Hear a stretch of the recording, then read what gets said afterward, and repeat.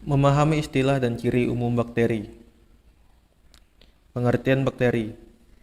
Bakteri merupakan mikroorganisme yang keberadaannya dekat dengan kehidupan manusia. Bakteri terbagi menjadi beberapa ciri dan jenis serta peranan yang berbeda. Bakteri sejauh ini identik dengan penyakit, namun anggapan tersebut nyatanya kurang tepat, sebab ada juga bakteri yang bermanfaat bagi dan tidak membawa penyakit. Bakteri adalah organisme sel satu dan merupakan makhluk hidup dengan populasi terbanyak di bumi. Organisme berukuran mikro ini bisa ditemukan di mana saja, bahkan dalam tubuh manusia pun ada bakteri. Ciri-ciri bakteri: berukuran kecil, terdiri dari satu sel atau uniseluler, tidak memiliki membran inti atau prokariotik, ukuran tubuh berdiameter 0,1 sampai 1 mikron dengan panjang 1 sampai 20 mikron.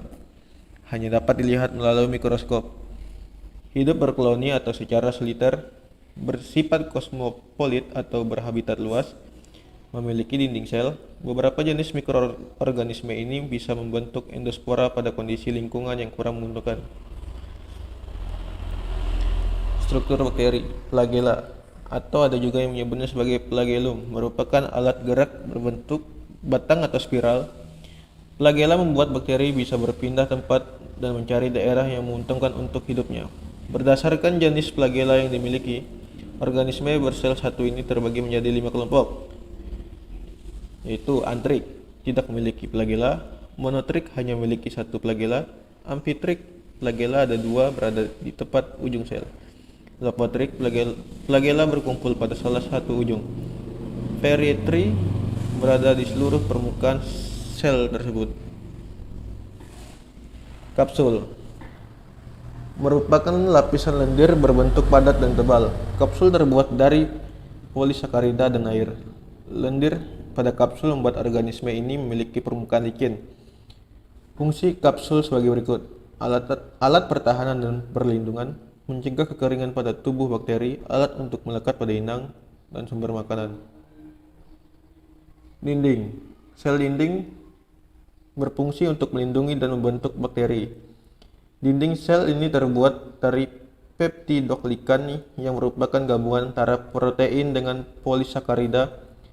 Berdasarkan dari ketebalan peptidoglikan tersebut, organisme tersebut terbagi menjadi 2 jenis, yaitu gram positif dan gram negatif. Membran plasma. Selaput sitoplasma, atau yang dikenal juga sebagai membran plasma, merupakan selaput yang hanya bisa dilalui oleh molekul atau zat tertentu saja.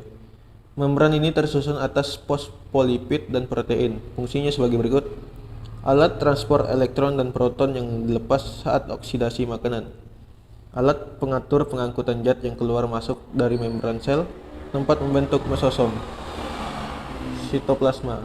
Bagian ini berfungsi untuk tempat reaksi kimia dalam sel. Di sitoplasma juga ada asam nukleat, karbohidrat, protein, lemak, ion organik, dan kromatofora. Ribosom. Ribosom dibentuk oleh protein dan ribonukleik acid atau RNA, berfungsi sebagai tempat sintesis protein. Bahan inti terdiri dari DNA sebagai pengendali aktivitas. DNA tidak dilapisi oleh membran, sehingga bisa juga disebut nukleoid. Beberapa bakteri diketahui memiliki DNA tambahan yang membentuk lingkaran kecil. Bentuk tersebut kemudian disebut plasmid. Klorosom. Klorosom ada di bawah membran plasma. Peran klorosom yaitu untuk membantu proses fotosintesis karena di dalamnya terdapat klorofil. Vakuola gas. Vakuola gas berguna untuk membentuk bakteri mengapung di permukaan air, sehingga dapat disimpulkan bahwa pemilik vakuola gas hanyalah bakteri air. Sama seperti klorosom, vakuola gas dibutuhkan untuk fotosintesis. Mesosom. Mesosom merupakan membran plasma berongga. Fungsinya untuk menghasilkan energi. Di dalam mesosom terdapat enzim pernapasan. Peran enzim tersebut yaitu saat proses oksidasi sebagai penghasil energi.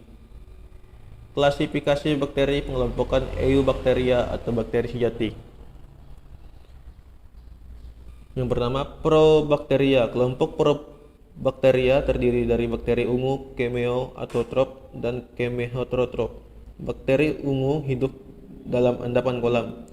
danau atau lumpur. Sementara itu, kemoautotrop biasa hidup bebas atau bersimbiosis dengan makhluk lain, dan kelompok kemoheterotrop hidup dalam saluran pencernaan.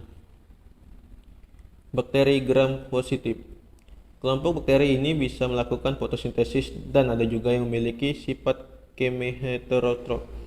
Organisme ini membentuk endospora saat lingkungan tidak menguntungkan. Contohnya bakteri ini yaitu Clostridium dan Bacillus. Chlamydias. Kelompok bakteri ini berukuran 0,2 sampai 1,5 mm. Chlamydias hidup sebagai parasit dalam sel makhluk hidup lain. Contohnya itu Chlamydias trachomatis, penyebab penyakit mata. Cyanobacteria. Kelompok organisme ini dikenal dengan nama ganggang hijau biru. Cyanobacteria ada yang memiliki sel hanya satu, namun ada juga yang bersel banyak. Klasifikasi bakteri ini memiliki pigmen klorofil, karoten, dan pigmen lain. Pigmen tambahan yang ditemukan dalam organisme ini yaitu phycocyanin, pigmen biru, dan picoerythrin, pigmen merah. Ragam pigmen tersebut yang menyebabkan kelompok Cyanobacteria memiliki banyak warna. Contohnya Anabaena yang menyebabkan air sawah memiliki warna hijau. Mengelompokkan berdasarkan sumber nutrisi. Bakteri autotrop, jenis bakteri yang masuk dalam kelompok ini yaitu bakteri yang mampu mengubah zat anorganik menjadi organik sebagai sumber makanan. Sementara itu, kelompok mikroorganisme autotrop ini juga terbagi lagi menjadi fotoautotrop dan kemoautotrop. Fotoautotrop yaitu bakteri autotrop yang mengubah bahan anorganik menjadi organik dengan bantuan cahaya matahari. Contohnya bakteri hijau dan ungu. Kedua makhluk hidup uniseluler itu memiliki pigmen yang memberikan warna khas. Kemoautotrop yaitu bakteri yang mendapat energi dengan melakukan oksidasi senyawa kimia organik. Contohnya Nitromonas yang mendapat energi dari hasil oksidasi amonia menjadi nitrit. Bakteri heterotrop.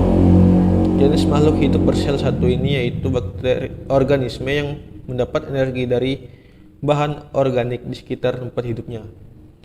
Organisme ini terbagi lagi menjadi dua kelompok, yaitu bakteri heterotrop yang hidup sebagai parasit dan biasanya menyebabkan penyakit. Bakteri saprofit, jenis organisme ini memperoleh makanan dengan cara membebaskan enzim dan menyerap bahan hasil reaksi enzimatis. Pengelompokan berdasarkan kebutuhan oksigen. Berdasarkan kebutuhan oksigennya, jenis organisme uniseluler ini terbagi menjadi dua macam. Bakteri aerob atau yang membutuhkan oksigen, contohnya Nitromonas. Bakteri anaerob atau yang tidak membutuhkan oksigen, contohnya Lactobacillus. Peranan bakteri bagi kehidupan. Peran menguntungkan.